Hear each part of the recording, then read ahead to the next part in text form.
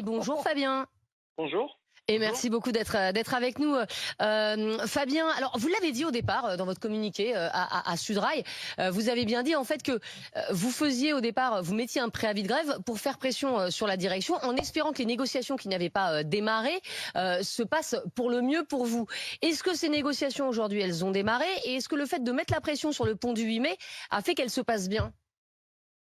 Pour l'instant, elles n'ont pas démarré. Après, moi, vous savez, je ne choisis pas comment fonctionne le monde. Il est comme ça. Le monde, il fonctionne uniquement au rapport de force. Là où il n'y a pas de rapport de force, il n'y a pas d'avancée sociale. Et j'ai entendu le collègue qui a parlé juste avant où il expliquait qu'il bénéficie. Il est encore pas, avec nous, Mickaël. Et qui m'entend. Bah si, il bénéficie. L'année dernière, il y a eu un conflit très dur des contrôleurs, voilà, qui a fait beaucoup parler au mois de février. Suite à ce conflit, la boîte a mis en place un accord fin de carrière, qui a lui aussi fait beaucoup parler. Voilà. Rappelez-vous, encore un accord qui permet aux cheminots de partir plus tôt, alors que les autres. Ça a beaucoup fait parler. Cet accord, Mickaël, il en bénéficie. Donc, le problème qu'on a, c'est qu'effectivement, et ça, c'est les règles qui sont comme ça, c'est que quand vous avez une avancée sociale, aussi bien sur les salaires que l'accord de fin de carrière, que vous fassiez grève ou vous ne fassiez pas grève, vous en bénéficiez quand même. Après, c'est vous et votre morale. Voilà. Il y a des gens qui contribuent. Moi, les grèves, je les fais. Je sais pourquoi je les fais et je sais pourquoi il y a des avancées sociales à la SNCF que tout le monde bénéficie, y compris ceux qui font pas grève. Ça, c'est vous et votre conscience. Après, pour aller sur le débat de est-ce qu'il faut interdire le droit de grève ou pas. Bon, sanctuariser, on ne va pas l'interdire évidemment. Oui, mais si vous sanctuarisez, c'est vous l'interdisez certains jours. En gros, oui, tout à fait. Nous, il faut pas, oui, tout le monde a compris que c'est dans la Constitution, donc on touche pas à la Constitution. Ok, donc on n'interdit pas le droit de grève. Par contre, on l'interdit pendant les vacances scolaires. Bon, il y a quand même 6 mois de vacances scolaires. On l'interdit pendant les ponts du mois de mai, donc vous rajoutez un 7e mois. Donc en gros, on l'interdit pas, mais un jour sur deux. 5 mois de l'année, c'est déjà pas mal. Voilà. Le 15 août à minuit, on peut faire grève. C'est super ça. Voilà, de minuit à 4 heures du matin, il n'y a pas de problème, faites grève.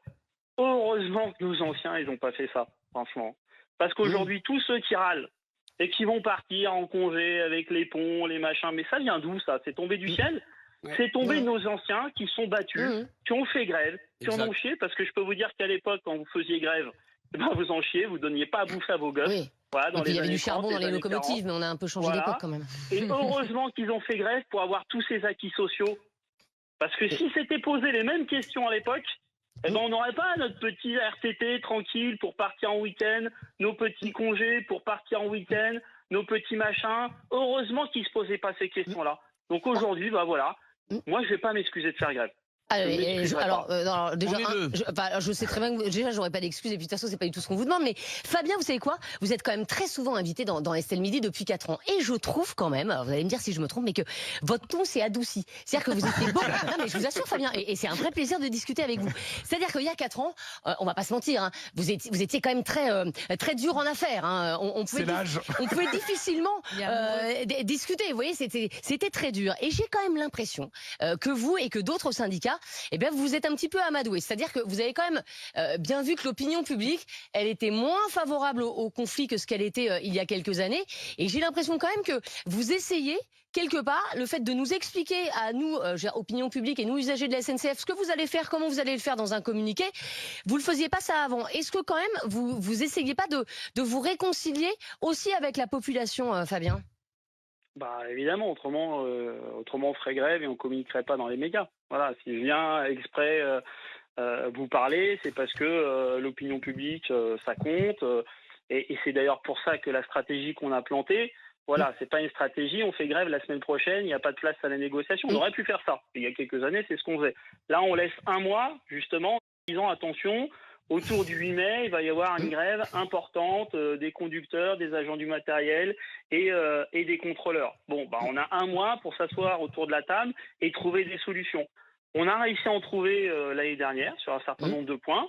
Là, rien ne dit. Enfin, moi, vous savez, quand je fais grève et les collègues font grève, ils perdent de l'argent. Donc, on n'est pas sadomaso, on dit « Ah, chouette, on va perdre de l'argent. Surtout, on va faire grève. » Par contre, ce qui est vrai, c'est qu'on veut avoir un certain nombre d'avancées sociales, et notamment sur des histoires de rémunération. Et si je peux le placer quand même, parce que souvent on critique la SNCF, aujourd'hui la SNCF, c'est l'entreprise ferroviaire la plus rentable d'Europe. Il n'y a Exactement. pas une entreprise ferroviaire en Europe qui a D'accord. le début du commencement des bénéfices de la SNCF. Oui. La SNCF fait 1,6 Si, c'est milliard de arrêté, hein. bénéfices. Ça n'existe Mais- pas, et je pense que si je trouvais mon analyse au niveau du monde, ça serait la même chose. La Deutsche Bahn, l'équivalent de la SNCF, c'est 1,8 milliard de pertes. D'accord. Voilà.